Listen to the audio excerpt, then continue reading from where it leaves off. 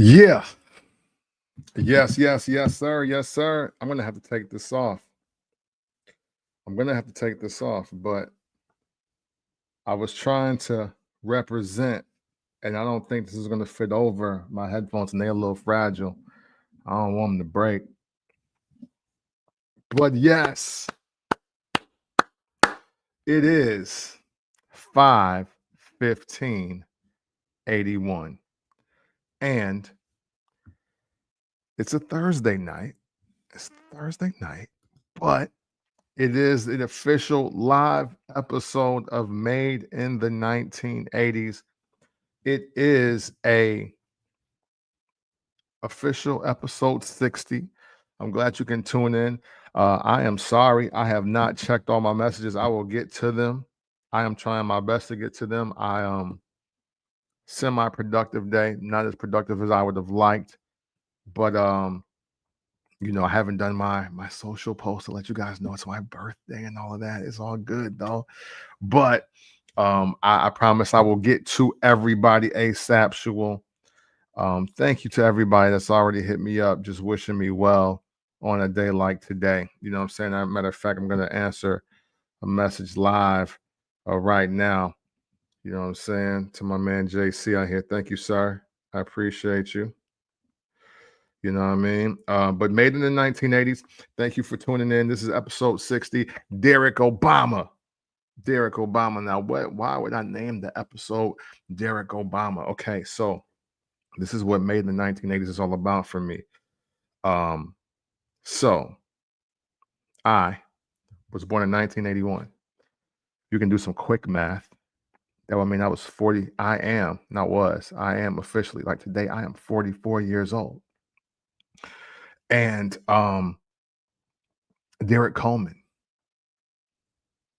legend, you know what I'm saying? Who brought the BKs. Hold on, because look. How you like me now, you dig? Hey, and Derrick Coleman, man, he wore number 44. Okay. To be real, I think I started the wave of people, you know what I'm saying, taking the jersey, the ball player jersey beyond the Jordan year. I never did the Jordan year, I don't think. But I did do the Magic Johnson year. I did the Larry. The Larry Bird. I did the Reggie Miller. I was doing the athletes on social media year type of deal. I low-key started a wave, but it's all good because we celebrating life. Derrick Obama, Derrick Coleman, right? Derrick Coleman wore number 44. Barack Obama, the 44th president, came from the port, now 44 years old, 44, 44, 44.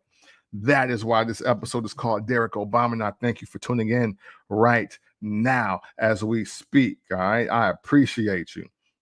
And hold on, man. My phone going off. I'm sorry, y'all. The melody from on site was taken. My man Wang Dang is he messaged me here. The melody from on site was taken from what song?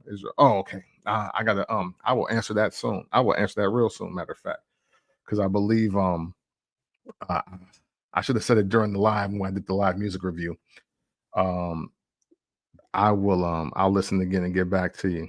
But here's what it is, man.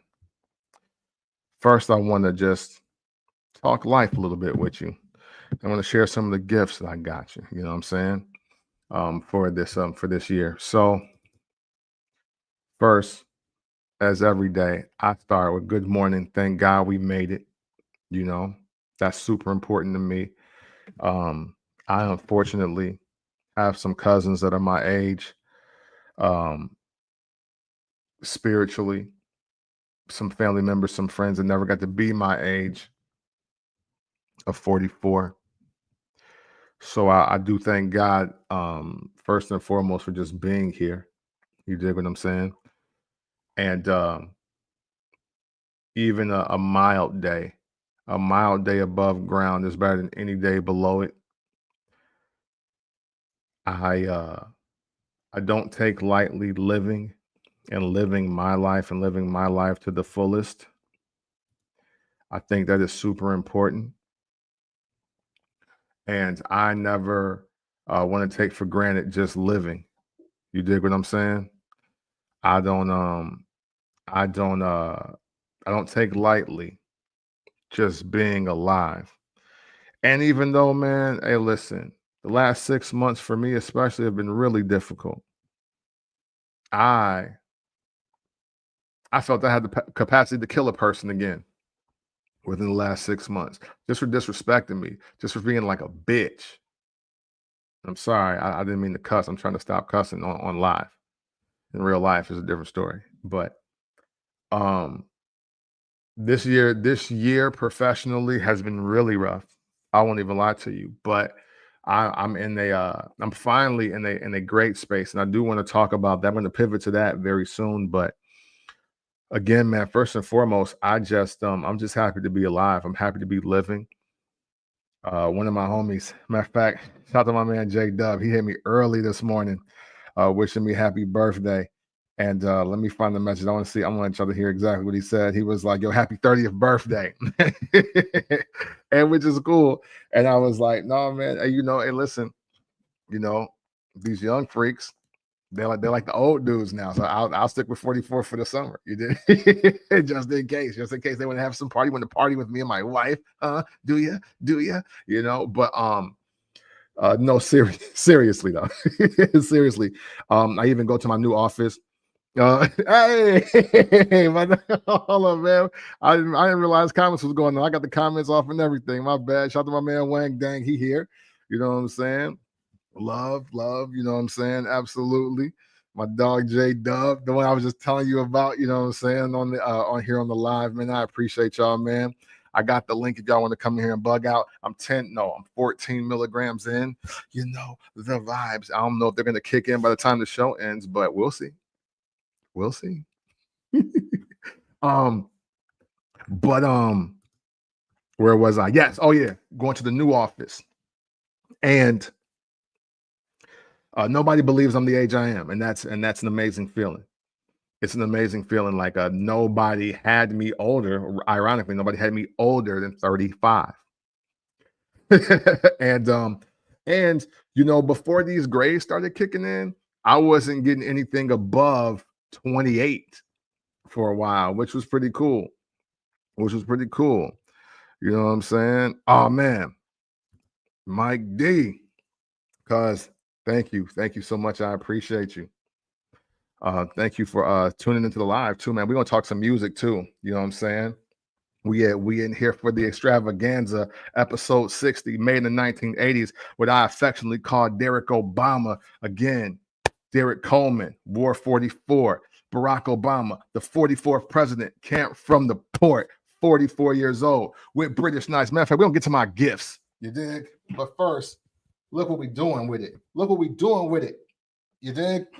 And I got myself something, but shout to my father-in-law here. He got me the polo camo bucket. You dig? You know what I'm saying? He got it for me, looked out for me.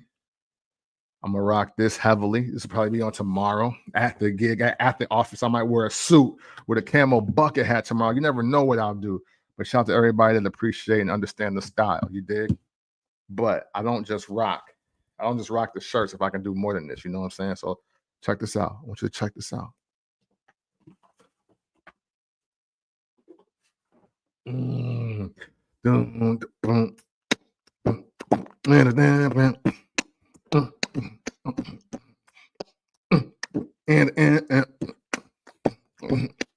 Yeah, but yeah, you know what I'm saying? I'm bigger and deafer. Forget, hey, I'm bigger and better. Forget about deafer. You digs? You know what I'm saying? Got the Mod's, got the BKs. You know what I'm saying? I was gonna wear them out today, but I was like, man, I wanna show these off for the live for the people. You know what I'm saying? You dig? And I didn't want to just like be holding like a shoe that's just traveled over and trekked over downtown Nashville. So here we are. You know what I'm saying? How you like me now? Hey, he did. So that's cool. My wife, she got me this card here. You know what I'm saying? Bang. I won't let you read the inside. You know what I'm saying? I got laced with the quick, when the late night mission, when you got the munchies super bad and you don't feel like even just, you can't move to get to the refrigerator, or you just don't feel like cooking. That'll get you right. That DoorDash will get you right. And I'm trying to think. I don't think I got anything else. But man, it's all good. Nothing else I can show anyway. You know. Shout out to my man Brandon Bing. He gave me the Church of Heathens hat. But it's been a minute though. Y'all seen this on the live a couple times. The cream with the black and the white. Shout out to him. My man Brandon Bing. He got the Bang Tail whiskey. Couple sips of that. It's a go. You dig? So back to being alive, back to celebrating being alive, and thank you all for tuning in whenever you decide to tune in, and thank you for the playback, all of y'all on here, right? Again, man, career wise, I'm very happy. I'm happy to report that I'm 44 years old. And I just got my career started in finance. And I want to speak to this because I take things personally, and I know I shouldn't, right? I shouldn't take things personally because it's part of the gig. It's part of the gig. It's part of Granum, the Granum effect, 10-3-1, you know? But I do want to say this just to everybody, and I don't mean this to be snarky or anything like that. Man, listen, I am still on the learning process, learning curve, if you will, but I'm not a YouTube University graduate on this finance tip. Like, I'm not. Like, I'm licensed in the state of Tennessee. Like, I'm passing exams. So I say that, and hey, look, you're talking to somebody that's been through some real stuff financially. Like, you know, I've not my fault, but I was almost evicted one time. I've dealt with repossession. I've dealt with bankruptcy, and I know what it's like to get lump sums and what to do with it.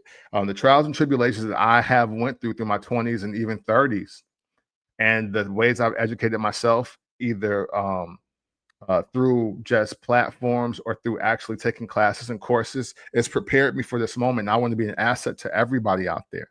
So don't feel bad about whatever your status is, because myself, my mentor, I even inherited a mentor through marriage. My mentor has been on the Forbes list.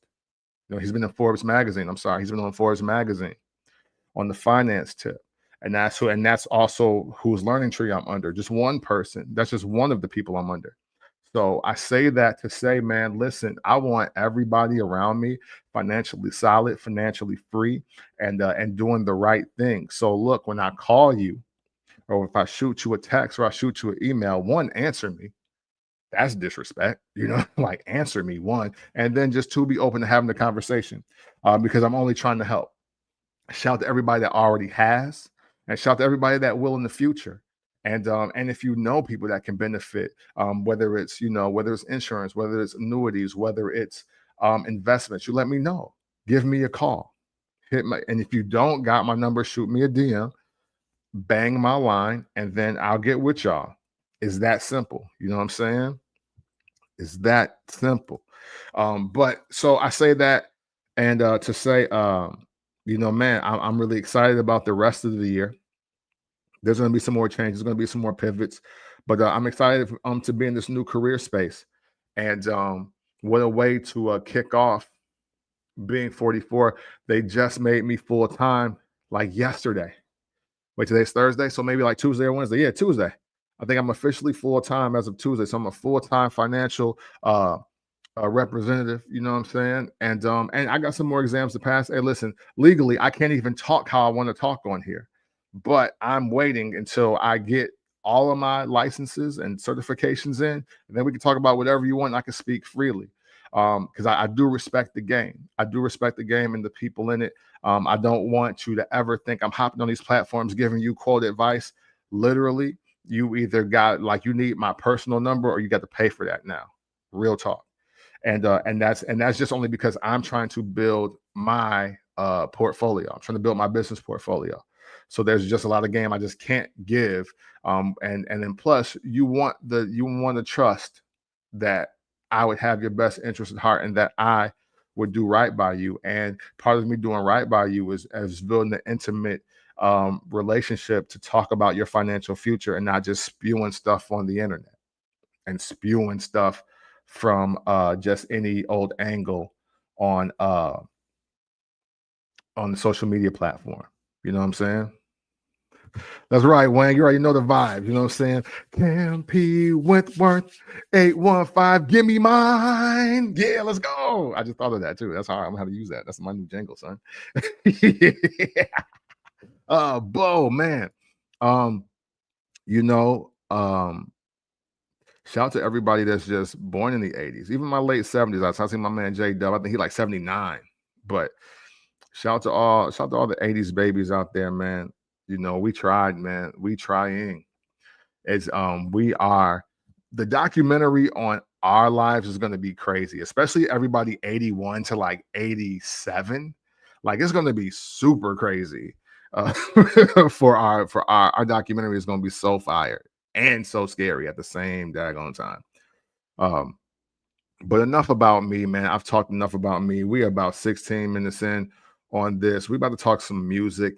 This is still made in the 1980s. The nostalgia is me. All right. The nostalgia is me. It's my birthday today. It's May 15th. It is 5:15. I'm from the 815. I am 44 years old. Derrick Coleman, who rock BK Diamond Cells, which this is about as close as I can get right now. I'm looking. I asked my man Keith, I seen he just took a picture with Derrick Coleman. I was like, yo, if you can find me some BK Diamond Cells, it's a wrap. But let's get into it. Yeah, I know what you're really here for. I mean, I appreciate y'all celebrating me, and I thank you for that. And we can just talk and we just kick it. You know what I'm saying? Anybody want the link? Y'all let me know. We can hop on here again. Hey, listen, man, 14 MGs. I don't know when they kicking in for real. I don't know, but I'll stay. I'll stay until they do, if it's like that. But let's get into this music talk, man. I want to talk about, for this episode of Made in the 1980s, episode 60, Derrick Obama, I want to talk about how the Midwest listener is the most unbiased listener ever, especially in the world of rap music. There is not a listener more unbiased than the Midwest listener. Real quick though. Hey, the LA Gears, hey, you find those. I'm copping also, god dang it. I want the Joe Montanas again too. But I'm the Midwest listener, the most unbiased listener. Why do I say that? I say that because and we're gonna keep it on rap music. I'm in a hip hop vibe, man. I got British Knights. I got British Knights in my house. We talking hip hop today. I got British Knights in my house. So I'm gonna leave the shoe up here because I'm gonna refer to it again. We already know what this is gonna be. I got British Knights in my house. I got the British Knights t-shirt on. I got the camo polo bucket. You know what I'm saying? I could be an extra in Survival of the Fittest. You dig? Rest in peace, Prodigy. So we're gonna talk about rap music and we're gonna talk hip hop tonight. I hope that doesn't offend anybody. But when one thing I knew growing up was we just listening to music. Like the East Coast, West Coast thing was so that was so odd to us. J Dub was there. He knew exactly what I'm talking about. Like Ready to Die, Me Against the World. They were played at the same clip. Like they were played back to back. We didn't know, like, we didn't take it that serious until the Vibe magazine cover talking about this East versus West. But on the Flavor in Your Ear remix, at the very end, when all the rapping is done and Diddy just talking, see Diddy talking too much again. He did say, bad boy, East Coast versus West Coast, bad boy. And we never really rock on. And we never really talk about how that might have been the reason why the Vibe magazine and the media outlets started gravitating to the East versus West thing. Because before that, there was a different fan of all kinds of music where I grew up. I grew up in Freeport, Illinois. And it wasn't hard to find a super fan of dang near everybody and anybody. Now, of course, now there's some artists that will always be staples in Freeport. Like, for instance, Dog MC. You know what I'm saying? Everybody just loved Dog MC. Shout to him. Salute to a Freeport legend. You got the boys, you know what I'm saying? Down My Heart is gonna ring off every year, but like that's their grandparents lived in the port. So there are a couple artists like that. But then, right, I ain't seen my man in years, but Hurricane Maine. Hurricane Maine was the biggest mystical fan I've ever met in my life. I've never met a person from the Midwest. Like, he was not from Louisiana, but man, was he the biggest mystical fan you could find in America. And Mystical got burned, but Mystical was dope. The word get around about Mystical, so everybody listening to it. Same thing with No Limit. No Limit. Steve Pro, shout to Pro. Pro bought every single No Limit album. He's the only person I know that definitely had every single No Limit album that ever released.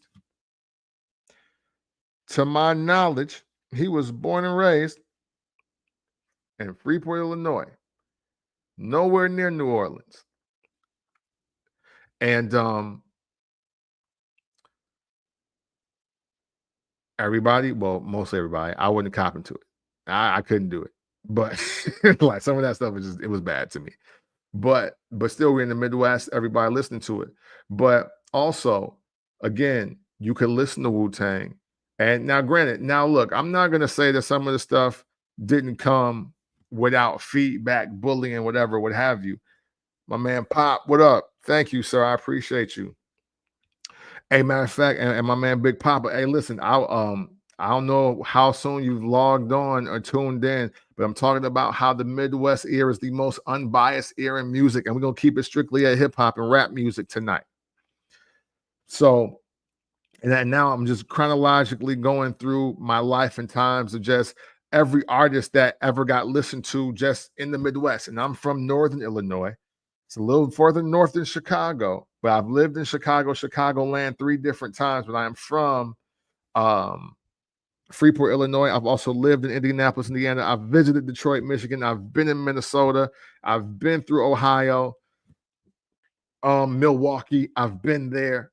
And you can always find a fan of music that is just not from where they are, and it's unbiasedly happening.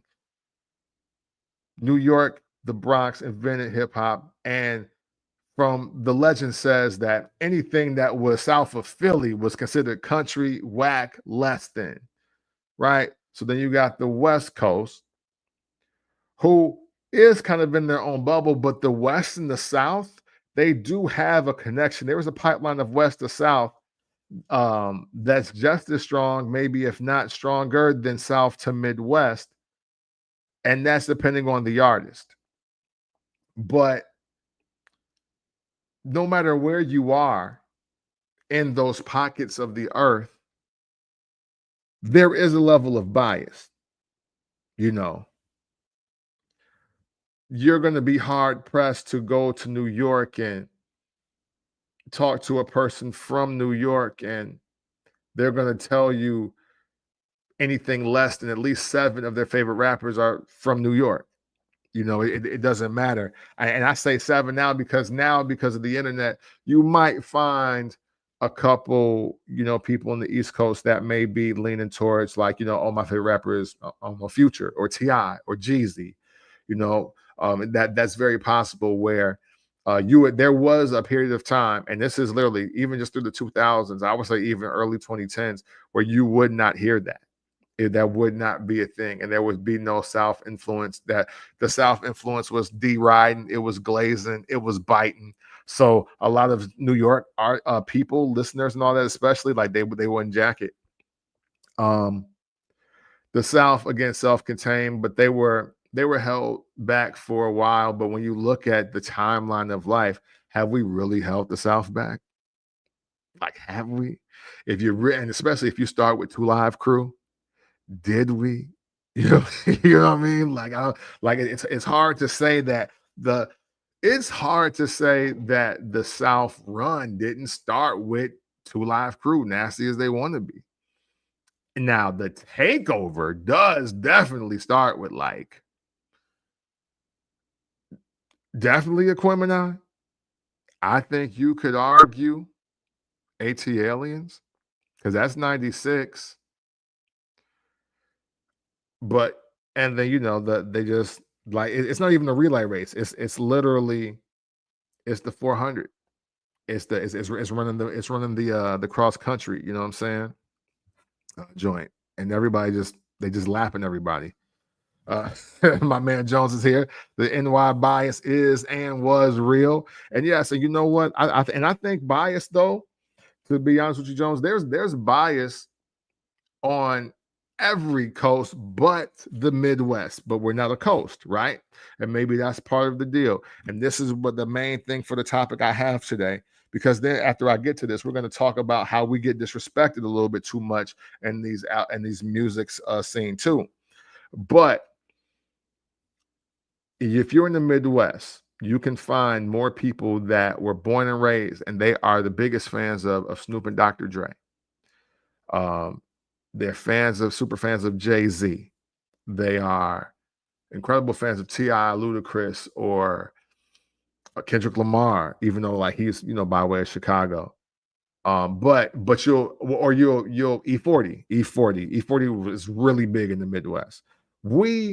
Scarface. We have so many artists in the scope of hip hop that they could probably easily just tour the Midwest circuit and they'd still be multimillionaires if they just toured all the towns and cities that support them.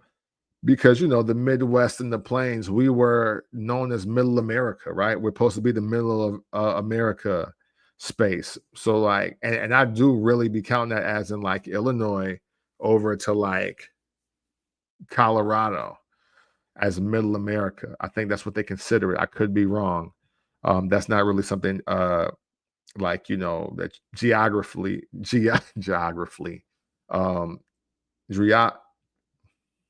is kicking in. I can't say it, but y'all know it ain't like you can look it up in the dictionary. Is what I'm trying to say to you. You dig?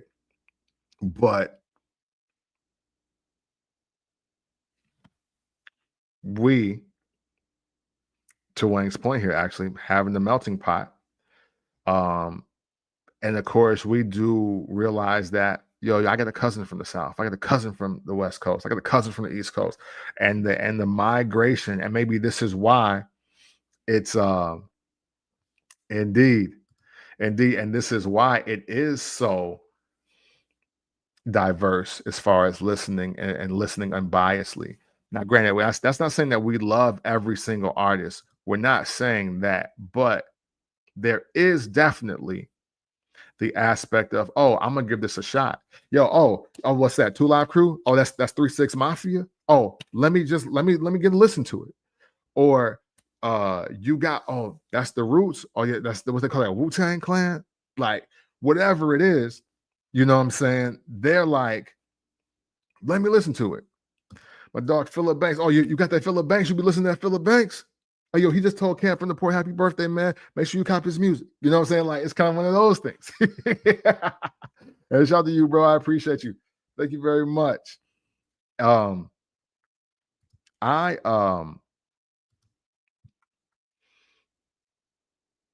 wonder why the way the Midwest behaves as far as music goes, why everybody else just doesn't adopt it.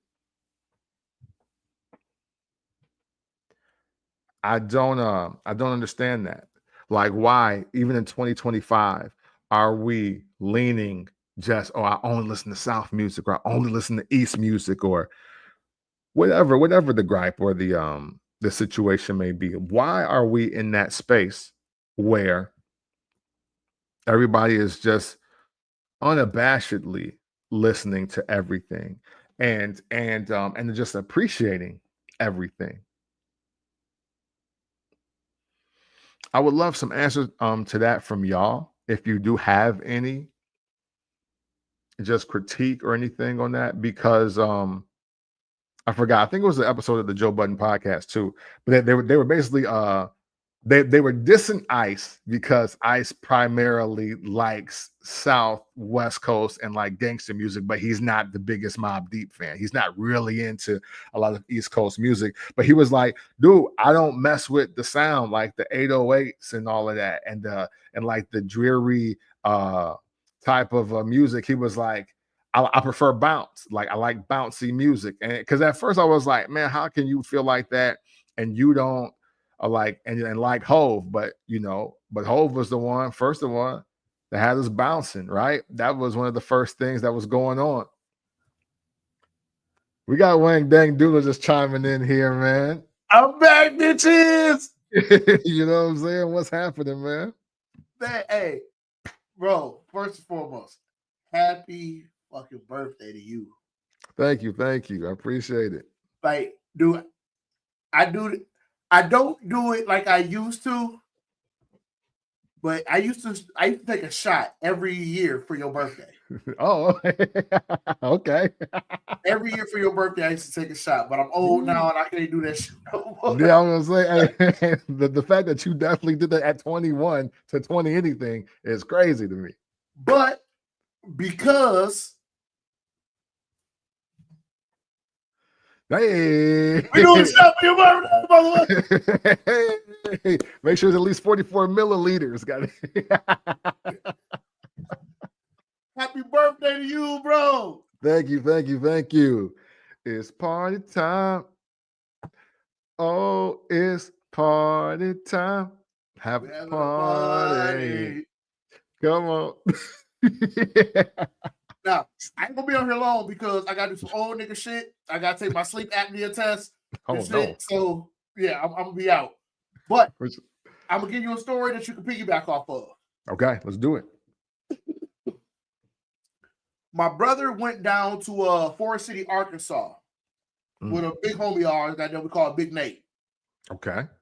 He came back with Juvenile's 400 Degrees album. Oh, wow. Okay. We don't know shit about Cash Money. We know Limit Crazy, but Cash Money is not a thing in the Midwest right now. Yeah. We like literally nobody. My brother comes back with Juvenile's 400 Degrees album. Wow. Takes over Freeport from one CD. Hey, no, that's a fact, though. That's like, a fact. True enough, Freeport is small. Yes, I get it. But Han takes over 26,000 people, Freeport, with one person having this one CD.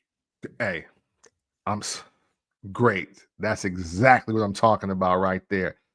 Because that shows you how unbiased we are. Like you just said, No Limit Crazy. They run everything. We could have easily taken the route of, oh man, but we already listening to people from New Orleans. We don't need to listen to nobody else from New Orleans. But nah, we was like, whoa, that's what's that called 400 Degrees?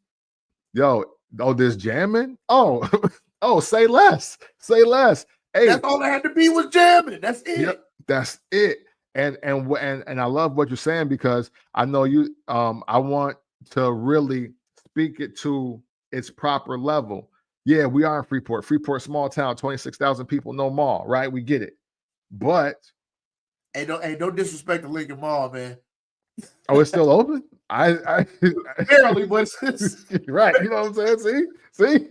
Barely, but it's still there. Okay.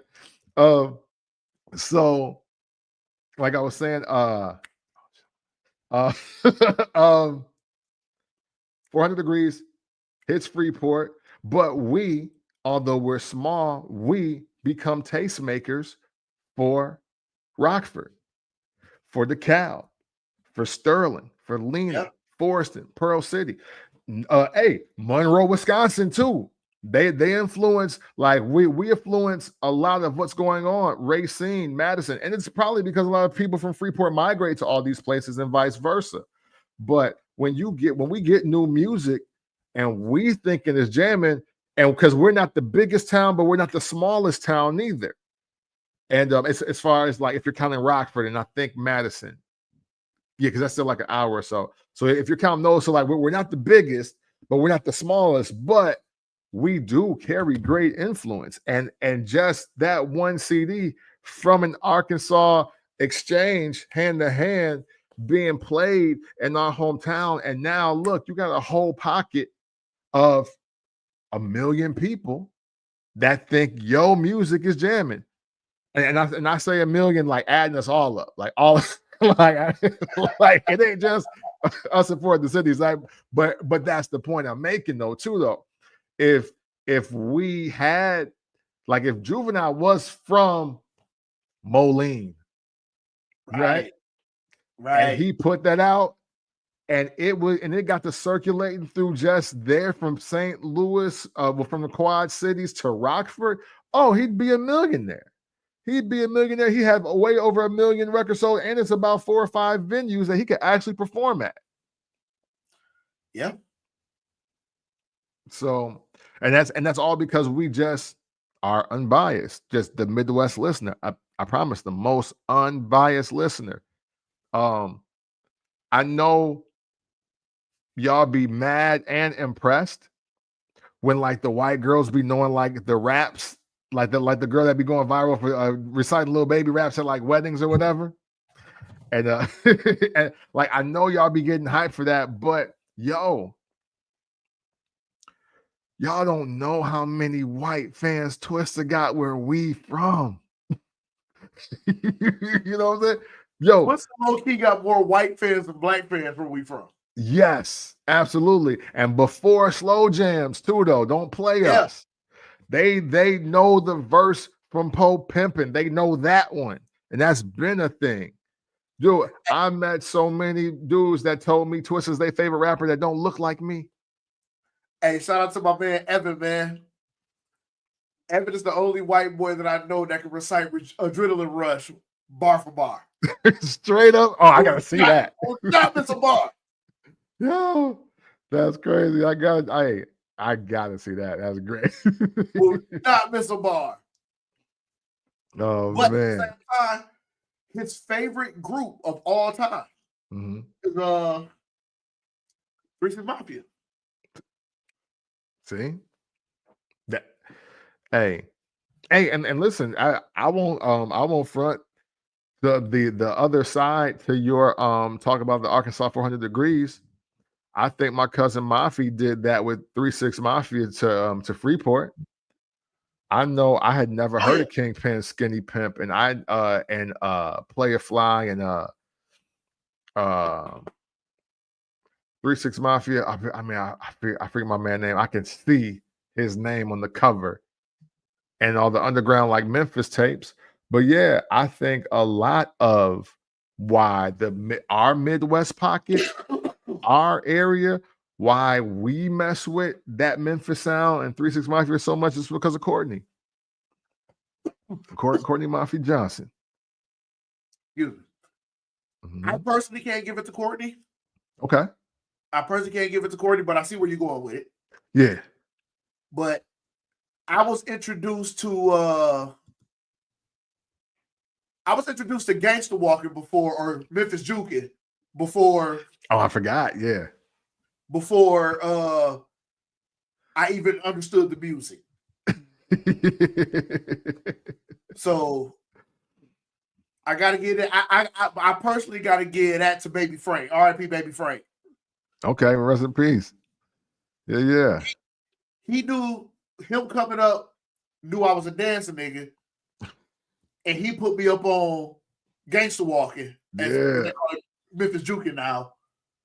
And that's how I got hit to, a Player Fly and the whole Memphis scene. Like, outside of Ball and G. Nice. Okay, yes. So no. But see, those two, look, it only takes two. It took two people to bring that to Freeport, and it's never left. No. And they're they're both gone from that place, one spiritually and one physically, you know, but just that immediate action of, hey, yo, y'all ever heard this? Or yo, you like, can you do the dance that they be doing to this? And now you on a new scene, because what do? Especially as a dancer, you sitting there is like, yo, I got to find more of those. I'm gonna create my own, you know, choreography. I'm gonna create my own step to this. So when this come on at the spot at the party, I'm gonna get off. So now you go looking for more of that music, and just by sheer necessity, really, if you will, that sound is now carrying over to everybody around you, and then everybody around them. And now our parents like, man, what's this stuff y'all 666? What is y'all listening to? And now the town talking about it, which gets the other towns talking about it. And that's the beautiful thing about I'd say growing up in the Midwest in the 80s, 90s, and just consuming music, because again, nobody was ever left out. I don't, that, like, obviously we don't like every artist the same, but correct me if I'm wrong too, Wang. Have you ever been in the situation where an artist music that's played from a different area, different region, and just like nobody mess with it? Yes. Okay. Yes. This look like this is gonna be funny than the mug. Okay, so I want to give a good example of what we're talking, because I want it to all make sense. Okay.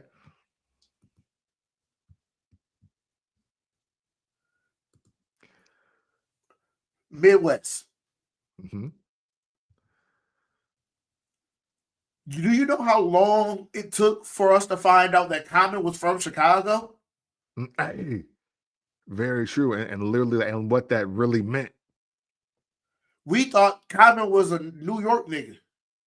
Yes, that was definitely a thing for us, especially. Hey, especially when you chopping up you in the Jeep Wrangler with, and you got the you carrying like the heavy 808, just like New York bump stickety. Yes, like and then Q-Tip is chopped up on the hook. It's like, yo, come on, man. Like, oh, you from where we from? Are you from near us? Dude, I want to say when I realized Common was a New York cat, I mean a Chicago nigga, was fuck. Late into Common's career. Now wait, hold on, because now you scared me. Now you scared me. Tell me this. Did you know before the B album? Because that was I knew before B. I knew before B. Okay, like Water for Chocolate. That's 2000. Water for Chocolate is what I knew. Like Water for Chocolate is what I knew. Okay, yeah. Hey, but before that, Common Sense, not just Common Sense. Yeah, was a New York nigga. Yeah. No, hey, listen, no, I totally feel you on that, because I think it wasn't until, I'm gonna say Resurrection, the actual song, when I was like, oh, he's from Chicago. One, because I've seen the video, but he said a line that was so Midwest, and it was so, like, to your point, Chicago nigga, that I was like, oh no, he definitely from here. He was like, don't watch the Bulls too much. They got too many white boys. And I'm like, hold on. Because my uncles was just talking like that. Like, or you know, it's the whole aspect of, it's like, who care about the Bulls that much? Like, you got to be from here. Like, you got to be from near us. You got to be near us to be like, yo, I don't watch the Bulls.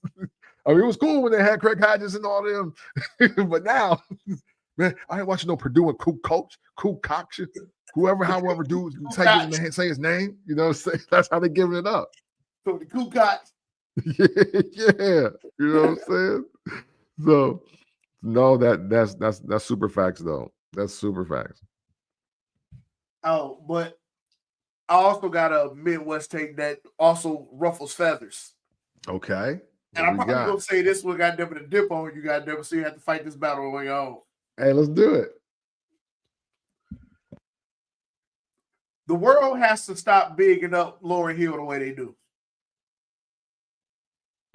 Oh, you on my team? They gotta stop. Hey, You're not gonna give me one album, goddamn it, and then expect me for me to just hey. no. Listen, man. Then that come from a biased ass Midwestern. Hey, and this, I know you're coming from the perspective of it's like it's not that she don't be jamming, No, but it's just like that album was 30 years ago. Well, almost 30 years ago. like no, I will never say that the album wasn't jamming. Like, yes, Yeah. the album was jamming. But that don't make you the greatest off the rip. But you gotta give me more than an album. Biggie gave me 2. Hold on, was a double disc. Hey, you know what I'm saying? So Telly got 3 albums. He gave me 3. You That's a gave me fact. 1 and you disappeared. I can't give you the elevation that the world gives you on one album. We got to get to these comments real quick. I don't know if you're going to stay, but we're going to go through these comments because, but let's answer Pop real quick. I know the Fugees do count to be real, but okay. So now her percentage is drastically hurt because she's like 2 for 3.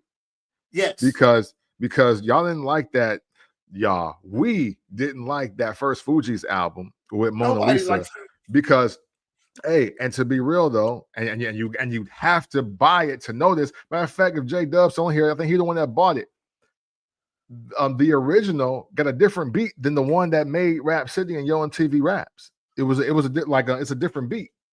So the song don't even sound as good as it do when they actually drop the joint. But the rest of that album, cheeks. That first Fuji album is cheeks. The score is fire. We're not disrespecting the score ever. The score is fire. But with that being said, she's 1/3 of that album. Now, she's some of the best moments on that album, but she is 1/3 of that album. And then you have the Miseducation album, which again, it's fire, but how come the bigger indictment is how come she can't even do half that good again? Because here's the flip side. There is some more solo Lauryn Hill albums. We just don't listen to them. Wait a minute. What? Yeah. Hey, everybody, do me a favor. Just Google Lauryn Hill discography. And tell me you heard the Miss Hill album.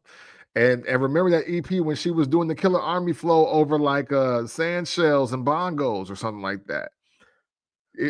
Technically, I don't need to do this. I'm just going to do it anyway because it proves the point that everybody's just dick riding that one album, and it's come to find out she won for 6 or like 1 for 5. Really just proves the point. I'm gonna listen though. For sure. I kind of go with what you said a couple weeks ago when you were talking about Snoop Dogg. Yeah. Y'all listen to Doggy Style. Y'all listen to the Dog Father. How many of y'all listen to anything after that? Yeah. Hey, listen, and what's so bad is Snoop actually got some fire. He got some heat albums. Dare I say? There's a couple of those albums for replay value you can put up against Doggy Style, and it's a hard day. It's a hard day for sure. Let's get to some of these comments, man. My bad. We've been in here chopping it up. Let me see. We still on the bias topic, and we talking music. My man Jones said they don't adopt it because the other regions have been isolated for so long. Midwest is a good mix. I know cats that hate Woo and love hate Woo, love E40 and vice versa. Yes, that is very true. That's very true. But like to take it a step further though, because you're absolutely right. But you know how, for instance, a Jadakiss would be like, he could say something like, "Why my buzz in LA what it is in New York?" You know what I'm saying? Like, is there a situation where the Midwest is just not responding to just one artist, or like we are purposely not playing one artist or something to that degree? I don't think that's ever happened in the Midwest. Like, I don't like, I couldn't see. No, there was no campaign to be like, "Hey man, y'all shouldn't be listening to Too Short. Like, don't listen to Too Short. Only listen to Do or Die." You know what I'm saying? Like, or whatever. Or we already got that. Or we ain't jacking that slow talking to me flow. We not jacking that. So we not listening to that at all. I don't think that's ever happened in the Midwest. Let me see. Then he said the switch from No Limit to Cash Money was such a seismic switch. It deserves a deep dive. It's like P dropped the ball right when Baby was blowing up. You know what? I have a take on that. And honestly, I think we were just eating dollar cheeseburgers, and then Chuck Steak showed up. And even though I know Wayne got it, that's just, a lot of them No Limit dudes couldn't rap. Like, hey, I'm not even a fan of Cash Money. I don't own one Cash Money album, but Juvenile's a better rapper than everybody on that label. Wait a minute. I cannot wholeheartedly agree to that. Okay. Even though his career was slimmed down to only 2 albums, Mac did not miss, and Fiend did not miss. Now, okay. Album's not missing, you're right. But hey, I can't front though. Juvenile, I don't know if he raps better than Mac. I ain't gonna go that far. But I think he rapped better than Fiend, and I mess with Fiend. That was different. Yeah, he's not as bad as I tried to make him out to be once I really like sat and like listen. Mac, if you want to talk about lyrical Southern rapper, if his career had, and I will argue this to the death, if his career was not cut short to that bullshit case that he was acquitted of 20 years later, yeah, Mac would have been like Southern lyrical, like a Andre 3000, like an Andre 3000. Yeah. Now, on some hood shit and just keeping the party live, he was that nigga. Yeah, for sure. But and if I personally had to say, outside of longevity, I would say Fiend rap better than Juvie. Hey, and I mess with the International Jones stuff. You know what? Today I'll modify it, because I definitely heard like I heard Jet Life Fiend, and I was like, yo, yeah, I think I was like, he going crazy. And I happened to see him live in concert when I didn't like, wow, man, what the 2010 started off so wild. I hated Currency because the song Michael Knight pissed me off. Like, when I first heard it, I was like, yo, niggas is playing. But now, fast forward, I totally love and respect Currency and this whole movement. I totally get it now. I totally understand the purpose of his music now. And I apologize to him for thinking he was trash when he first came out. But I was at that concert, and David Banner was also on that show, and also Method Man was on that show. And this is just a random show at the Old National Center in Indianapolis when I lived there. It was at year 2010 or 2011 is when this happened. And you know how Method Man be like jumping around and throwing water in the crowd or whatever, like during the sets. Well, he did that. He on stage. Matter of fact, this is a very key important point. Street Life is his hype man that's on stage with him. So it's Method Man and Street Life. Street Life is a Wu-Tang affiliate, and he's the hype man tonight. And he does the water, you know. It's Method Man. You just get out the way. It's cool. Some poor somebody, Wang, thought it'd be a good idea to throw the water bottle and Method Man Street Life. I tell you what, I don't even remember the song they were doing. I just know the beat was ultra hard. It had the matter of fact, if Street Life put out a mixtape or album, it's gotta be on there. It's gotta be on there because he was going crazy on there. Just on some, I'll chop your head off, machete. You know what I'm saying? He was on some other shit. And then so Method Man, he rocking on the stage. He was like, who threw that? And then they start looking like, and then like doing like this hype man thing, and all of a sudden, Method Man point like right there, and Street Life did a 440 flat and jumped off the stage and like Superman punched the dude in the face, and he just knuckling dude down by the concession. And I was like, oh my God. Oh my God. This is like, he's about to kill this dude. He's about to kill this dude at this show. And Method Man, then he got back. He was like, because wow, this is the first time in history I've saw this too, especially at a smaller show. They let Street Life beat dude up. Security get the dude out of there.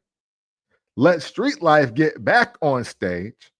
Method Man throws a PSA about how, hey, throwing shit on stage is gonna get you fucked up at this show.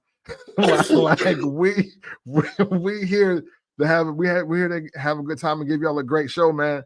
Don't mess up the show by throwing stuff up here. And that's the G-rated version of that, partially. And the show kept going on like nothing ever happened. And there was not it should have went just like that. And yeah, hey, it's the first time I've seen it. And I was like, oh man, that's good. I like, because the show was actually better than I thought. Like the dude Corner Boy P. Like he actually know. I kind of mess with this guy. Man. But you know, hey, Cam, you know what? I gotta go put this stupid ass thing on, this apparatus on, and figure out why the fuck I can't sleep at night. But bro, I love you. Yes, thank you. Congratulations on everything that you're doing right now, all the big things you're doing right now. You know, I'm gonna bag you 1,000,000%. For sure. I love you, bro. No pause. Yes, love. Continue to be great tonight, bro. Happy birthday to you. Absolutely, man. Thank you very much, man. I appreciate you, man. Thank you. I appreciate that. Hey, Jones, get on his ass, man. Yikes. Pause. Yeah, you gotta definitely, yikes. You gotta pause that one. Oh man. Hey, I see you soon. For sure. Will do, man. Be safe. Until right, next time. bro. Yes, love. I was I think I gotta make you leave. Okay, my bad. I didn't mean make you leave because I know you're trying to get out of here. Hold on here. Let me get this back straight. There we go. Yeah, let's use the black joint now. As I go through these, gonna go through these comments, y'all. Bear with me. We got deadlocked in that conversation. I was showing y'all how dude beat up Street Life, beat up a dude in the crowd, and they just kept the show going. It was one of the most greatest moments in hip hop I think I've ever seen in my life with my own two eyes. And my man Pop, he says, I remember when Cube, Dre, MC8, and Quick was popping, but 8Ball and MJG coming out hard was just as big in Chicago. Yeah, absolutely. All those names, Cube, Mac Dre has and MC Breed. They don't realize how big they are in our pocket of the earth. And like Spice One, like they don't have any idea of how popular they really are. Where we from? Let me see. But yeah, Ball and G, another group. Is like, okay, wow. Hey, Ball and G and 3 6 Mafia, you couldn't tell me that they were both from the same city because the way they talked about Memphis, it sounded so totally different. I was blown out of my mind in like high school when I was like, oh, they're both like from the same city. I had no idea. So, but their music, it always jammed Midwest. It was never unanimously like nobody, no, don't play no Ball and G in here. No, don't play no E40 in here. Like everybody played everything and loved everything. Let me see. Twist and Do or Die was way more relatable to Gary, Indiana than Common West. Yeah, hey, and not for nothing. I think if Common really looked back on his career, especially like his first 2 or 3 albums, no, because one day it'll always make sense. He turned the corner, but like I don't think people were jacking the music, and it's not because he couldn't rap, but like if you're from Chicago, you got like there is a certain sound, there is a certain energy and aura to the music that just Chicago has, and his music didn't feel like it. But once you get to One Day It'll All Make Sense, like Water for Chocolate, now like B, Find It Forever. Now that feels like, oh, that feels like some Midwest-ish right there. That feels like some Chicago music, because Chicago people know what I'm saying when I say Chicago music. And again, I'm from Freeport, but when I say that, they know exactly what I'm talking about. So shout out to y'all. Let me see. Pop. But Wang's not that young. He's like late 30s. He should have. I don't know. It's possible to not connect the dots, I guess, on Common. Again, the first 2 albums for sure. And then if you're not really listening to them, I know some people that don't even know One Day It'll All Make Sense, the album even exists. And that was a super shock to me.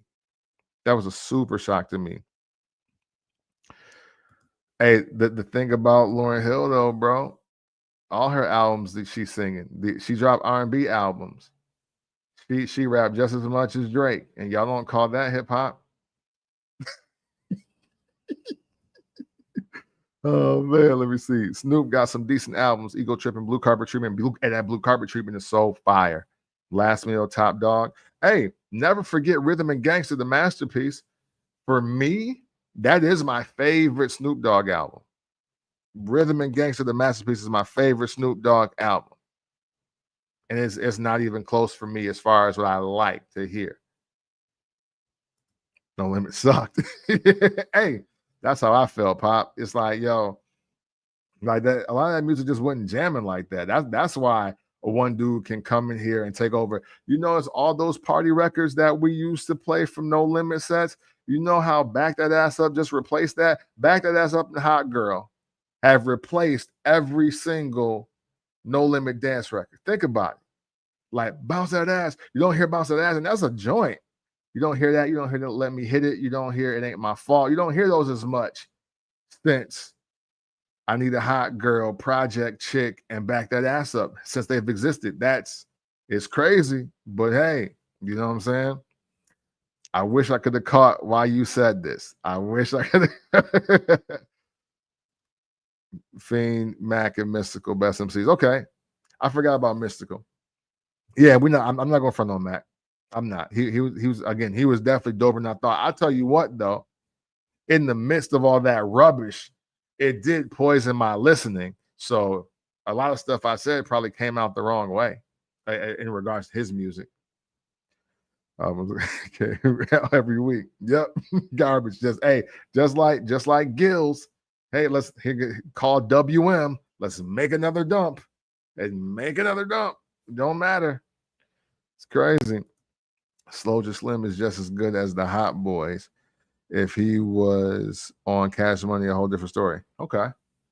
Yeah, hey, I think I think talent-wise, man, and they don't have to match up spot for spot because I do like some artists on there, so don't get it wrong. But when they're leaning on Juvenile, and really at that time, BG, Wayne was not Wayne yet. So BG and Bling Bling. So BG and Juvenile, if they can clean up 80% of your roster and you got a whole year head start, that's a bad sign. That's a really bad sign. My dog, Brennan, thank you, sir. Thank you. I appreciate you, man. Thank you. I see Chicago more as like artistic. They hate Chance the Rapper, but yeah. Hey, but listen, okay, wait, hold up. I don't think people hate Chance the Rapper. I just don't think they care about his music anymore because they oversold Coloring Book, and then that got crazy. Hey Jones, I got the link in the comments, but hold on, let me see. Let me try to send it one more time here.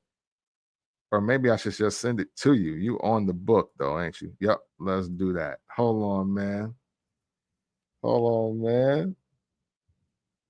Let's get Jones in here just in case I can't in case he can't activate the link from the comments. I'm having fun doing this, y'all. This is great. I appreciate y'all. What a better way. Well, there's a better way, and we probably gonna get to that when I get off of this live. But yeah, if BG and Juvie can clean up 80% of your roster, bro, it's a bad sign for your label. And as far as Chance the Rapper, Coloring Book was just oversold. It was just oversold product.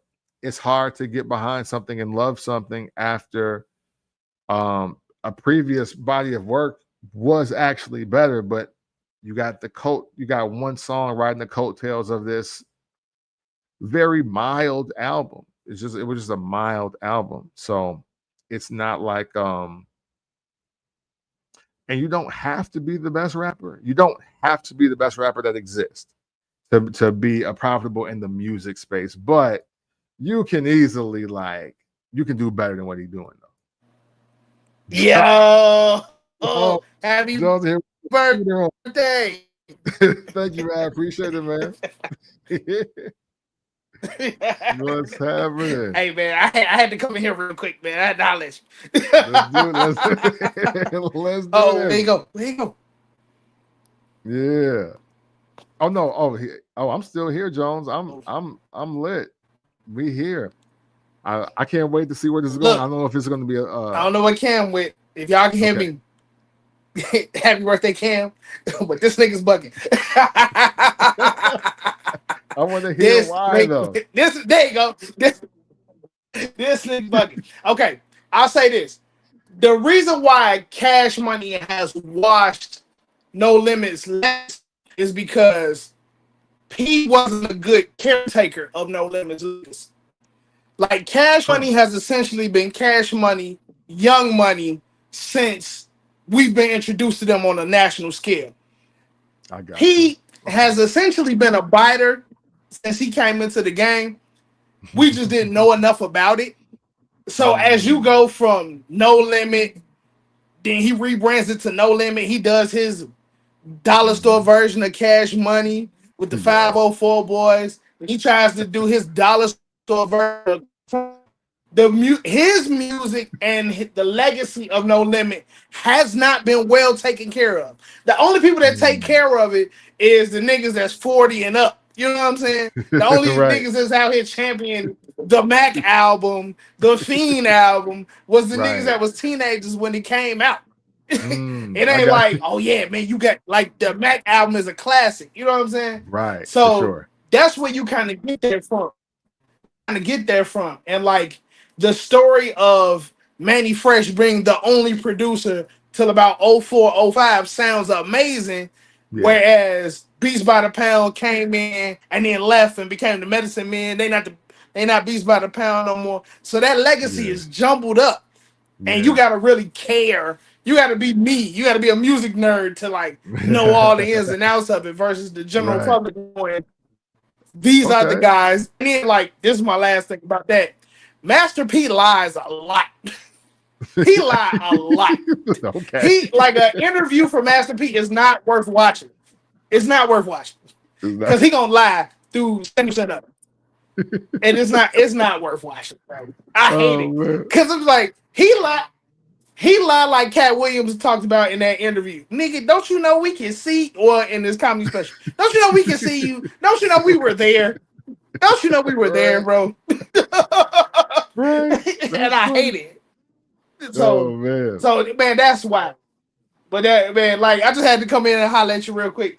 And like my last thing, the Midwest, I think a lot of our musical taste is shaped by the fact like we kind of similar to California, like we ride everywhere. We don't really have a subway system. Like Chicago got the L, but then you go to Cincinnati, you go to Cleveland, you go to Columbus, St. Louis, Detroit.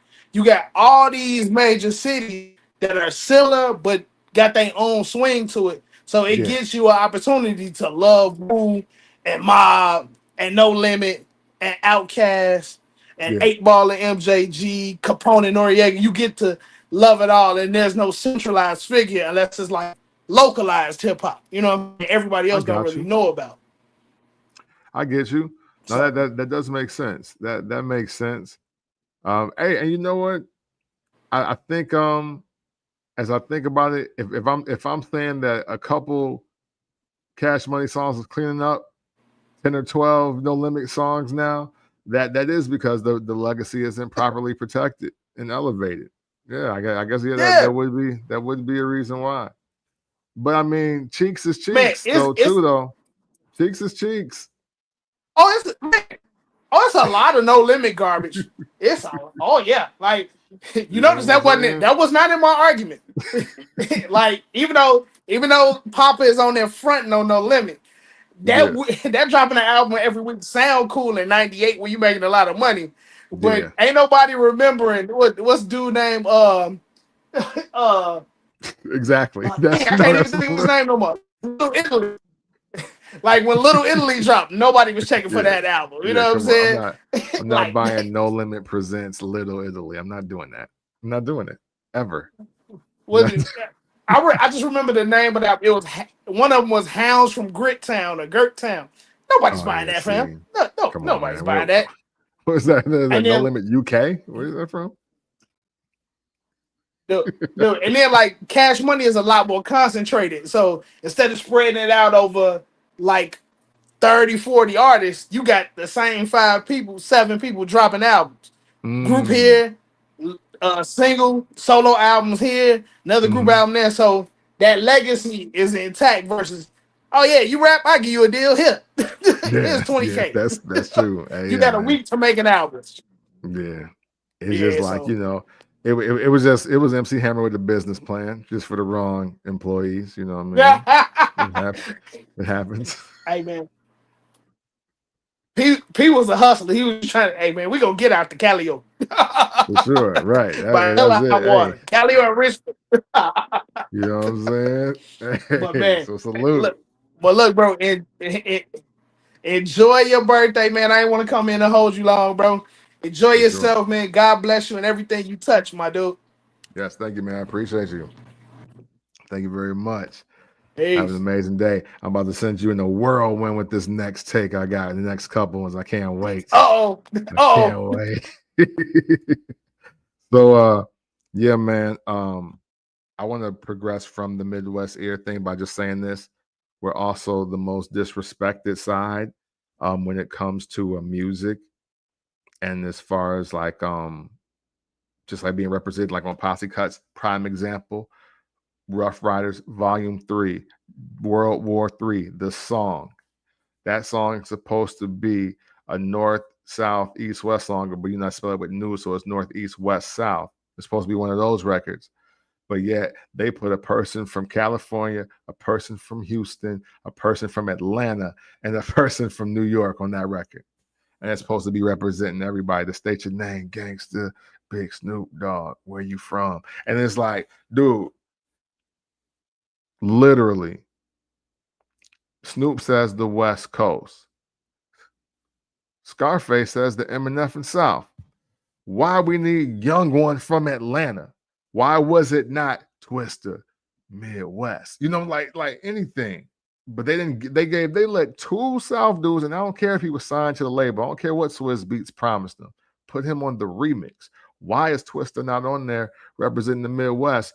And it's a song that's supposed to be representing every pocket of the globe of the U.S.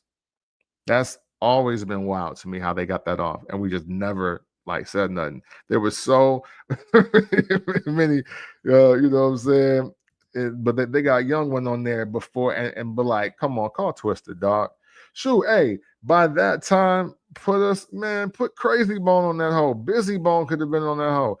Anything, somebody could have been representing the Midwest. Shoot, I would have took Cool Cal on there before you letting Young One from Atlanta, the other place in the South, to be on the record.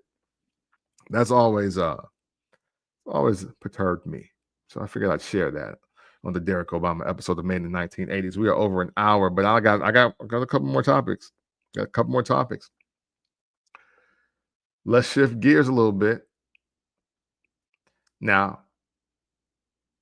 there's a new battle emerging that it looks like it's being taken seriously. Finally got a chance to see the Red Bull Cypher with Big Sean and Ab Soul and Joey Badass. And dare I say, man,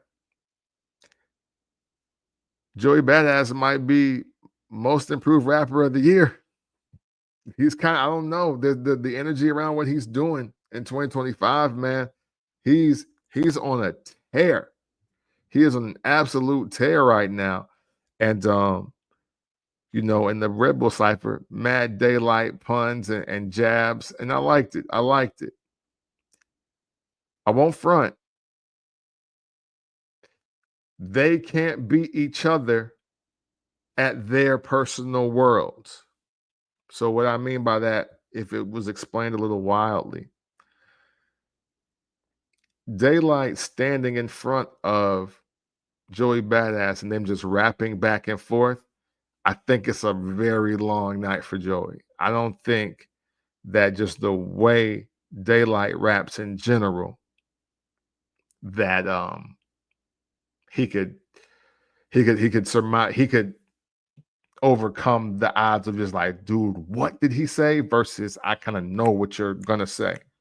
However, because this is where public opinion will reign supreme, if they go track for track, unfortunately, Daylyt is gonna get slaughtered out here when it's track for track.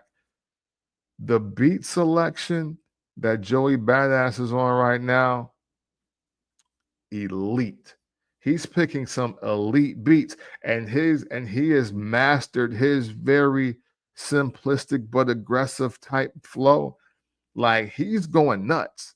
He's going nuts. The song for song, he's got that. But if they stood in front of each other in battle, then that'd be a different story as well. But then I just heard the finals. I heard the finals before I got on here. And on the finals, he's going at the kid, I think it's Rayvon.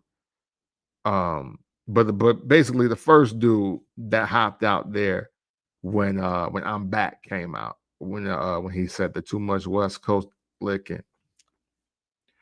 And I'm not disregarding all the rapping the kid Ray did. But if we're scoring this, it's officially, is it 1-0? Because technically Rayvon got to say something back. But either way, though, I got Joey's performance better than Ray's performance. And listen, I'm a guy that really loves just rapidy guys. But the way Joey Badass put together that the finals and all the Ray puns, but the beat is fire. Like, he's super swaggy on it. Energy is contagious. Energy is what really wins the battles for people. You know, energy is why Hit 'Em Up is held in such high regard, and it's 3 verses you don't remember on it. You know, energy is what Kendrick Lamar did to Drake last year. You know, not that the music wasn't good, but it's just like the energy around it was like, this is just insurmountable. And Joey's energy against this kid that he ain't even had the Isaiah Rashad run as far as the TDE experience goes. He's not ready, man. He needs to sit back down. And he can rap really well, but that ain't gonna cut it. Not with what Joey doing right now. Joey's going crazy. He's going absolutely crazy. And I know that there might be some purists or elitists. I don't know, but they shouldn't be against Joey. Joey is so hip-hop. Joey is so traditional hip-hop. It's hard to dislike him, man. And but the other kid, like, wordplay, it's crazy. He's good. He's really good. But it's just like it's like when the star athlete meets the drug dealer.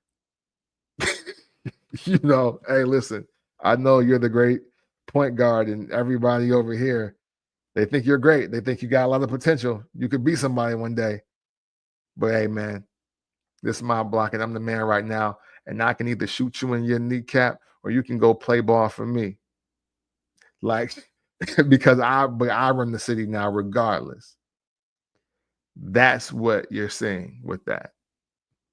And so there's going to be a sentimental favorite, but come on. Joey's going crazy. Absolutely crazy. Here's a take for y'all. The big three was only a thing because they were the only rappers the OGs could remember in interviews. I'm gonna say it one more time. Oh man, the big three, Drake, Cole, and Kendrick, the big three was only a thing because they were the only rappers the OGs could remember in interviews. Think about the blog era, like peak blog era. So what we talking about, 09 to like 13? Lie to me and tell me right now that when you saw a Styles P interview or a Too Short interview or a Snoop interview, anybody, Dougie Fresh, Cool Mo D, it don't matter, LL Cool J, it don't matter. Anybody that made $1 million before 1995 or by 2006, all of them lie to me and tell me that every time they say, man, so who you listening to right now? Or yo, what you got in your iPod right now? Let me know. Or, so who inspires you to keep creating? And it's the same ones, man, I mean, it's a lot of garbage out here, but I like Kendrick, Cole, Drake, he got some joints. This is like, no, everybody did that in every single interview. You could not find, it doesn't exist. There is no rap legend interview in the 2010s where they're asking them who their favorite rapper is, and just by default, Kendrick, Drake, and Cole were just mentioned, partially because they listen to the radio station on the way, or they listen to the whatever radio station, or they'll be like, oh man, I heard this one song. Who do that? The best I ever had. Okay, yeah. Yo, man, that's actually dope. You know what I'm saying? That's something for the ladies. You got to rap for the ladies. So I'm feeling dude. And then the young West Coast cat who game no like the new dudes. Oh, Kendrick Lamar, yeah, Kendrick, Drake, Cole. You know what I'm saying? Yeah, the dude J. Cole, right? Yeah.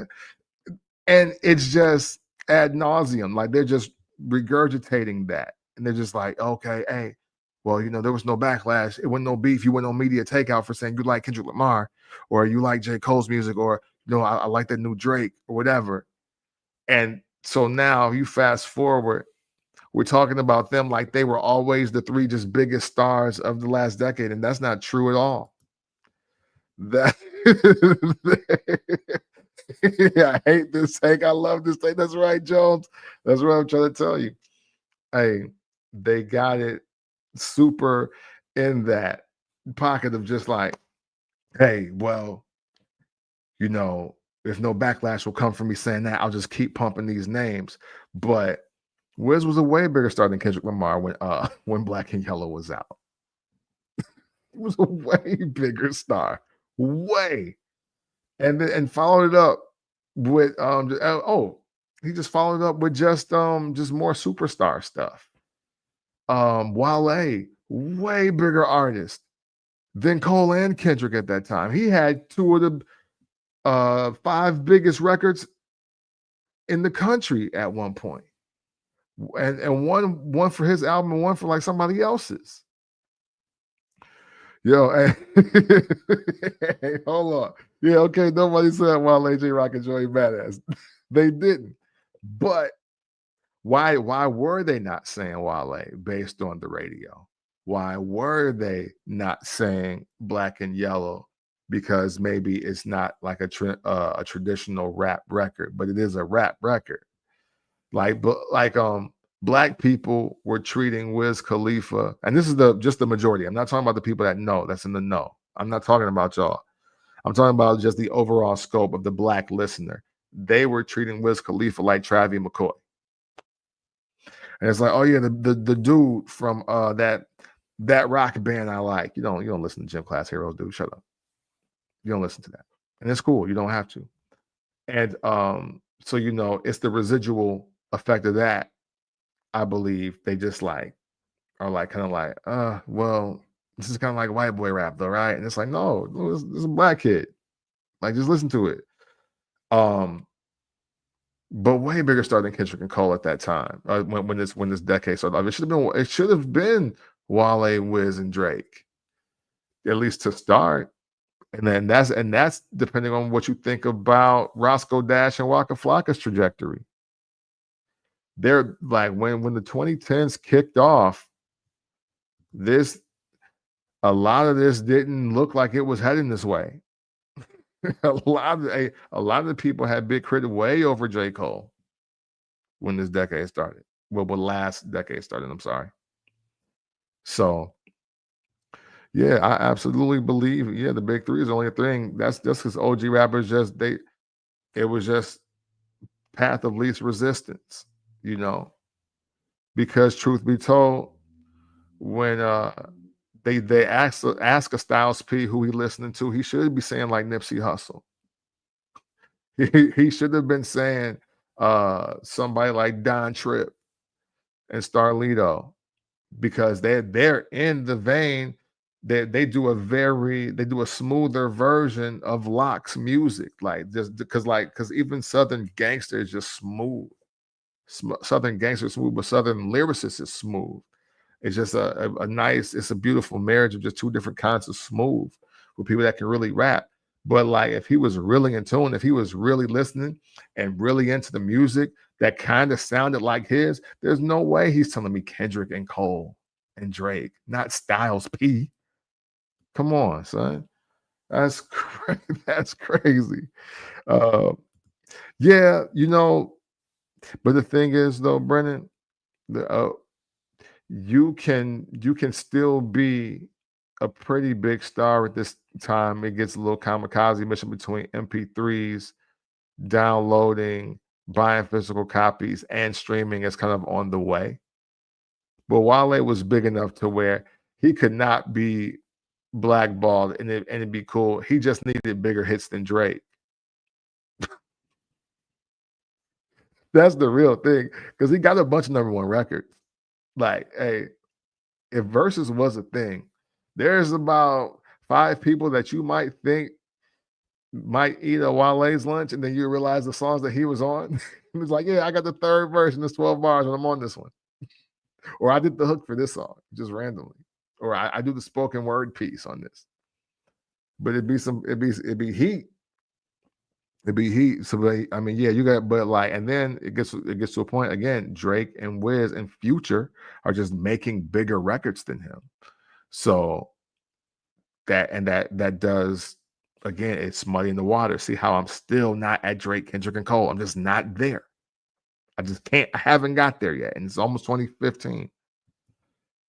They could tell Wiz was a bunny. They could tell Wiz was a bunny hopper. They could tell he was Tech Nine, Travis, McCoy, and Jason. Yeah. Is that because there is a certain type of rap. Okay, now I will say this: there is a certain type of rap that the Black Midwest delegation do not 100% get behind, and it's the black white boy rap. You can do white black boy rap, and you'll get a listen faster than you will doing black white boy rap. Like, respectfully, on both ends of it. You know what I'm saying? Like, there's definitely more people that have listened to Lil White than have listened to Travis McCoy or Wiz Khalifa. I in certain pockets, I definitely believe that. And they're like, I mean, I listen to some different stuff, and they'll be like, yeah, I like that Chance, No Problems. I was like, but that's kind of the songs you already like. It's just Chance on it. That's the only real difference. So that so yeah, I always have, again, especially Midwest, but overall scope of Black people, white black boy rap is definitely more accepted than black white boy rap. Easily. All right. So let me see. That's actually my last topic. We had a bonus topic, but we already did it with the Cash Money No Limit piece. So man, this was fun. I can't. I know there's some other takes that I want to give, but I want to catch y'all in the spirit. But yeah, man, the Midwest. To close out on that one more time, we need better representation through just music, period. Like, represent the North Midwest. I don't care what you want to call us. If you do call us the North, then that's cool because it's North, South, East, West. That's fine. But y'all better recognize we got some of the biggest stars ever in life from here. All right. The Midwest, we got Janet, Mike, and Prince. You dig? We got the Isley Brothers and Babyface and L.A. Reid. And the Ohio Players and Earth, Wind, and Fire and After 7 and Tank. It's like, dog, like, we got Mint Condition. We got Jimmy Jam and Terry Lewis. You better call us the North. We better be the North Side. Because it ain't no coast, really. Everybody around water or near water but us. So, yeah, man, we need more respect on just the Midwest region name. Like, how much music is y'all really doing without us? Relax. Man. I think that's going to do it for me, man. Great conversation tonight. I appreciate y'all tuning in for the birthday episode, man. Again, thank you to everybody that tuned in, chimed in, and just wished me well on my birthday, man. It's greatly appreciated. I can't wait for the next time we do something like this again. I love doing the live music conversation when we can get a lot of people in. And this was one of those nights, so I definitely appreciate that. And thank you. Here's the 44. Derrick Obama, Derrick Coleman, Barack Obama, came from the port. All officially 44. Happy birthday to my cousin Torrance. His birthday is also today. Happy birthday to Cuz and everybody else born on May 15th. Shout out to Ray Lewis. Shout out to Emmett Smith. You know, Mr. Marcus, not adult film star Mr. Marcus, Radio Marcus. And whoever else that is on Facebook, which I have not checked today, but I appreciate y'all, man. Have a great night. Please be safe and know that always and consensually, love.